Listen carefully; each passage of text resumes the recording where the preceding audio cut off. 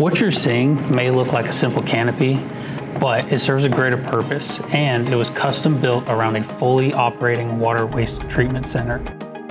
We had to completely design this to fit around the existing structures, the pipes, the pumping, and everything that you see here. My name is Lake Arnick. I was the sales account manager on this project, and I worked with the U.S. Water Service Corporation on this one.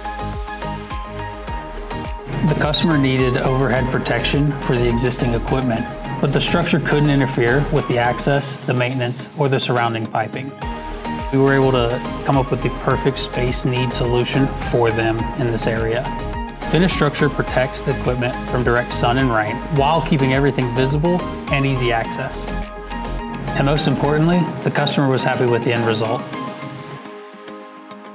But the real value is that it was designed specifically for the equipment, the site, and the conditions in Fort Myers, Florida. When you need a structure built around your site, your equipment, or your structure, Panel Built can help.